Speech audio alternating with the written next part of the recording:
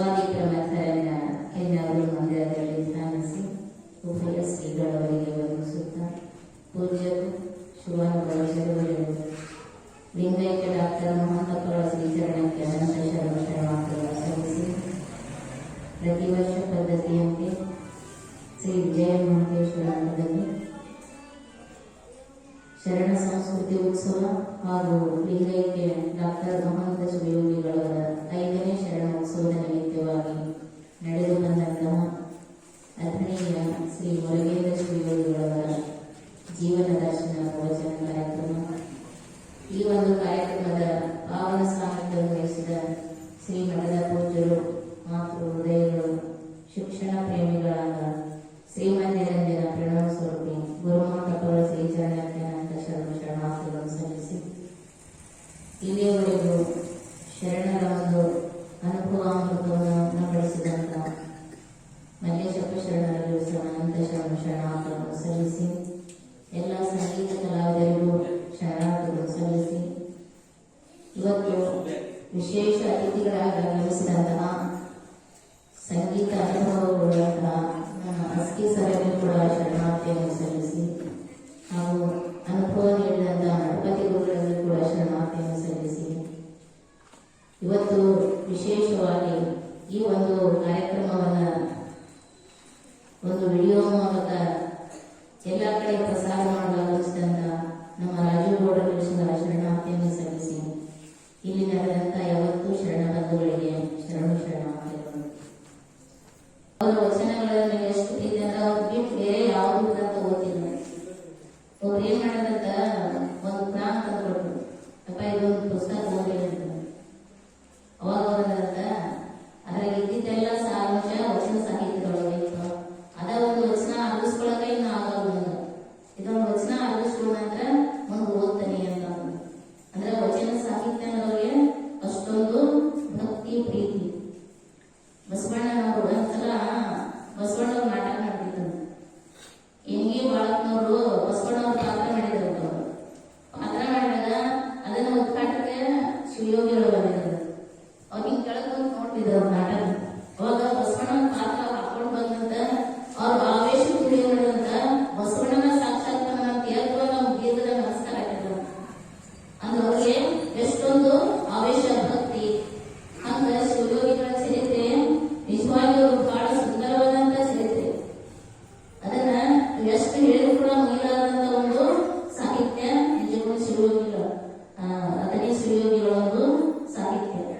ಹಂಗ ಶರಣರೇನಪ್ಪಾ ಅಂದ್ರ ಹಿಂದ ಯಾವ ಪಾಂಡಿತ್ಯ ಅವ್ರಿಗೆ ಇದ್ದಿರ್ಲಿಲ್ಲ. ಅವ್ರು ಯಾವ ಶಾಲೆ ಕಾಲೇಜುಗಳು ಹೋಗ್ತಿರ್ಲಿಲ್ಲ. ಅವ್ರ ಜೀವನ ಅಂದ್ರ ಅನುಭವವೇ ವಚನ ಸಾರ.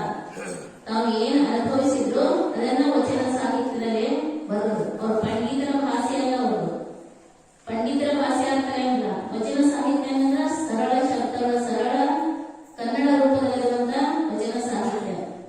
ನೋಡ್ರಿ ಹೆಂಗೈತಂದ್ರ ಅನುಭವ ಇದ್ದವ್ರು ಬಹಳ ಏನು ತಮ್ಮ ಜೀವನದ ಅನುಭವ ಇರ್ತೈತಲ್ಲ, ಅದು ಎಲ್ಲರಿಗೂ ತಿಳಿತೈತಿ. ಆಮೇಲೆ ಅದನ್ನ ಎಲ್ಲರ ಜೀವನದಲ್ಲಿ ಅಳವಡಿಸ್ಕೊಳ್ಳೋ ಸಾಧ್ಯತೆ ಐತಿ.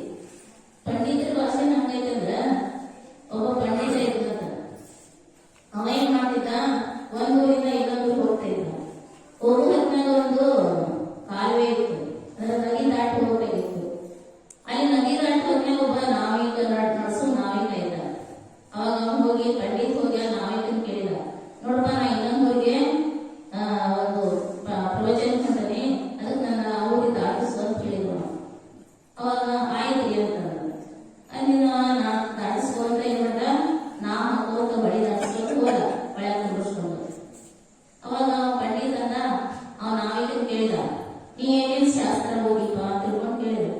ಅವೇನ್ ಗೊತ್ತು ಶಾಸ್ತ್ರ ಪುರಾಣ ಏನ್ ಗೊತ್ತಿಲ್ಲ, ನನ್ಗೆ ಏನ್ ಗೊತ್ತಿಲ್ರಿ. ನಾ ಈ ಗಡಿಯಿಂದ ಆ ದಂಡಿಗೆ, ಆ ದಂಡಿಯಿಂದ ಈ ದಂಡಿಗೆ ಜನರನ್ನು ಓಡಿಸೋದು ಬಿಡುದು ಅಷ್ಟೇ ಗೊತ್ತ ನನಗ. ನಾ ಯಾವ ಪಂಡಿತನಿಲ್ಲ, ಯಾವ ಶಾಸ್ತ್ರ ಗೊತ್ತಿಲ್ಲ ಅಂತ.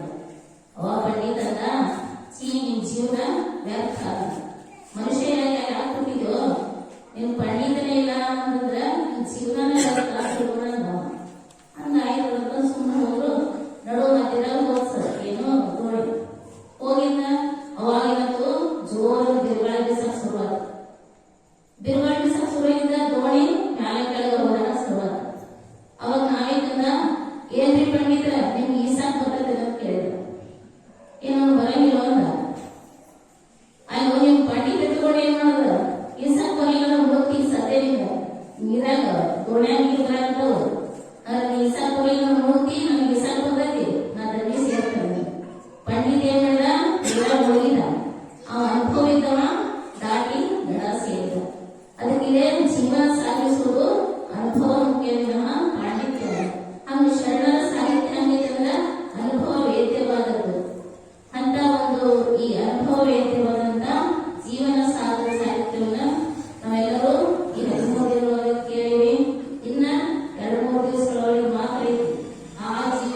ಹೇಳಿದ್ದನ್ನ ತಾವೆಲ್ಲರೂ ಕೇಳಿ ಆ ಒಂದು ಶಿವಯೋಗಿಗಳ ಕೃಪೆಗೆ ತಾವೆಲ್ಲರೂ ಪಾತ್ರರಾಗಿ ಜೀವನವನ್ನ ಸಾರ್ಥಕ ಮಾಡಿಕೊಳ್ಳಲು ಅಂತ ಹೇಳ್ತಾ ನಾನೆರಡು ಮಾತನ್ನು ಮುಗಿಸ್ತೇನೆ. ಎಲ್ಲರಿಗೂ ಶರಣ.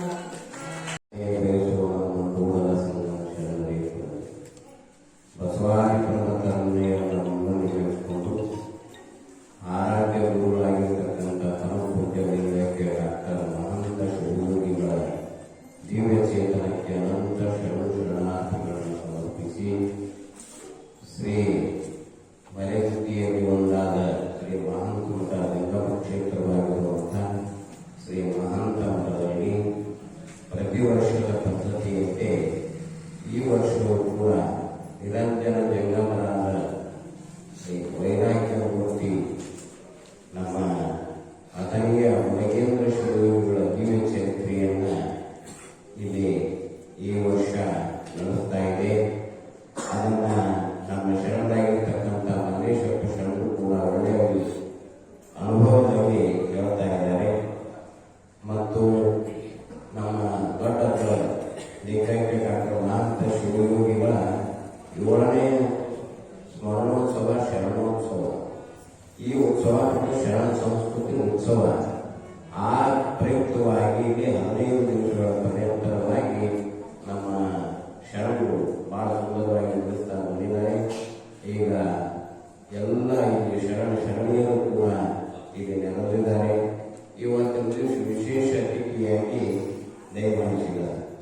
ಬಯಸಿ ಬಂದದ್ದು ಅಂಗಬೋಧ, ಬಯಸದೇ ಬಂದದ್ದು ಲಿಂಗಬೋಧ.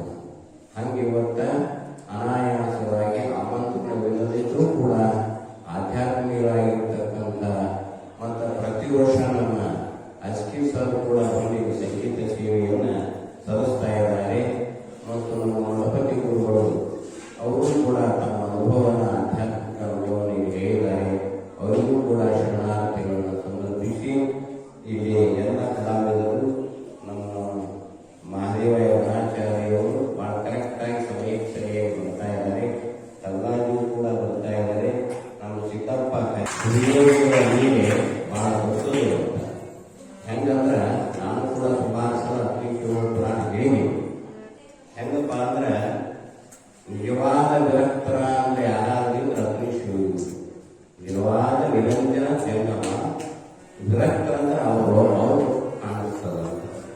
ಅದಕ್ಕಾಗಿ ಅವರು ನಾನು ಹೇಳಿದ್ದೀನಿ ಆ ಪದ್ಯದೊಳೊಂದು ಓದಿ ಹೇಳ್ತಾ ಇದ್ದೀನಿ ಸಂಗೀತದಾಗ. ಅವಾಗ ಹೆಂಗಂದ್ರ ಪಾದ ಸಂಚಾರಿಯಾಗಿ ದೇಶ ಸಂಚಾರ ಮಾಡುವಾಗ ಅವ್ರ ಜೀವನ ಹೆಂಗಿತ್ತು ಅನ್ನೋದನ್ನು ನೀವು ತಿಳ್ಕೊಡು.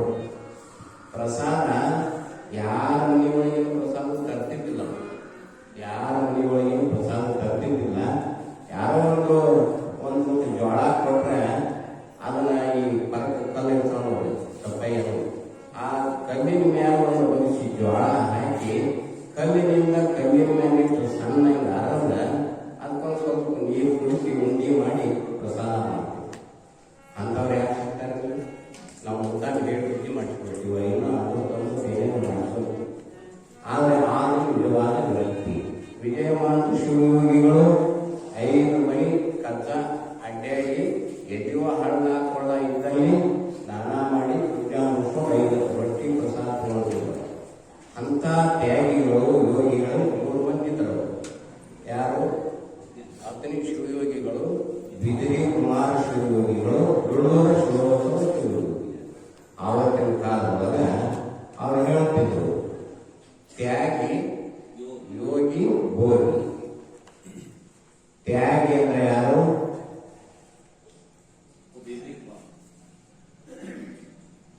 ಬಿದ್ರಿ ಕುಮಾರ ಶಿವ. ಯೋಗಿ ಅಂದ್ರೆ ಅಥಣಿ ಶಿವ. ಭೋಗಿ ಅಂದ್ರೆ ಗುಳ್ಳೂರು ಶಿವಯೋಗಿ. ಭೋಗಿ ಅಂದ್ರೆ ರಾಜಭೋಗ ಇಂಥವು ಹೆಂಗಿರ್ತಂದ್ರ ಅಂದ್ರೆ ಅವರಿಗೆ ಕೋರ್ಟ್ ಹಾಕ್ತಿದ್ರು. ಶಾಲೆ ಒಂದು ರೇಷ್ಮೆ ಶೆಲ್ಲೆಯನ್ನು ತೆಗೆಗೆ ಹೆಗಲ ಮೇಲೆ ಹಾಕೊಂಡು ಕೂತ್ರೆ ಅವರು ಸ್ವಲ್ಪ ನನಗೆ ಮೀಸಿದ್ದು. ಆವಾಗ ಮೀಸಿಟ್ಟು ತೊಡ್ಕೊಂಡು ರಾಜಯೋಗದೊಳಗೆ ಅವರಿದ್ರು. ಅದೇ ರೀತಿ ಇದ್ರು ಅಂತ.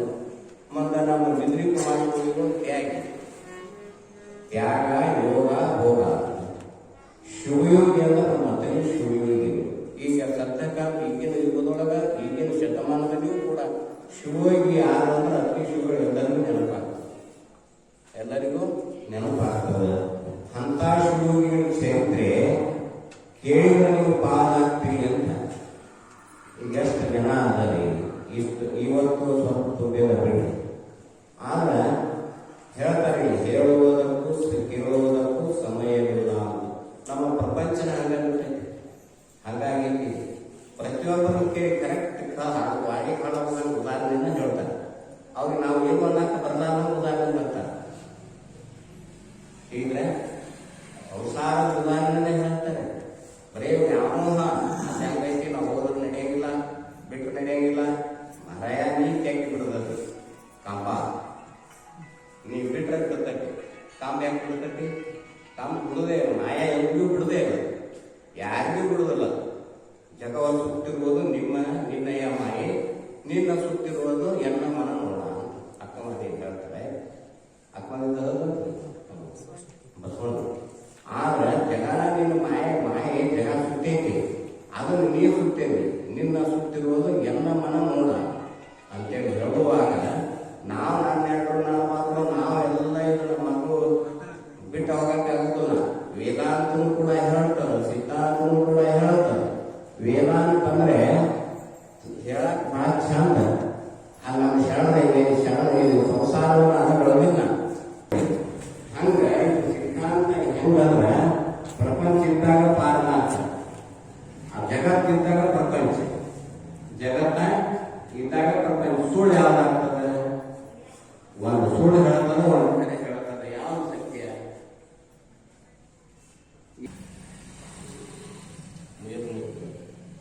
ಜೀವಂತ ಸುಳ್ಳು ಕರೆನದು. ಶರಣರದು ಜೀವಂತ ಪ್ರತ್ಯಕ್ಷ ನೋಡಿರ್ತಾರ ಅನುಭವ ಸಿದ್ಧಾಂತ. ಈಗ ಹೇಳೋದು ಏನದ? ವೇದಾಂತ. ಹೇಳಿ ನಾವು ಮನೆಗೆ ಹೋಗಬೇಕಲ್ಲ, ವೇದಾಂತ ಇರ್ತಕ್ಕಂಥ ಅಂತ ತಿಳ್ಕೊಂಡ್ರೆ ವೇದಾಂತ ಜ್ಞಾನ ಹೇಳ್ತಾರೆ. ಹೇಳ್ತಾ ಮನೆಗೆ ಹೋಗ್ತಾನೆ ಜಗತ್ ಸುಳ್ಳು ಅಂತ ಹೇಳ್ತಾನೆ, ಮತ್ತೆ ಮನೆಗೆ ಹೋಗಿ ಹೇಳ್ತಾನೆ ಊಟ ಮಾಡ್ತಾನೆ. ಹೆಂಗಿದು? ಅದಕ್ಕೆ ಶರಣರು ಅದನ್ನು ಗೊತ್ತಿಲ್ಲ. ತಾನು ಸತ್ಯ, ಜಗತ್ತು ಸತ್ಯ.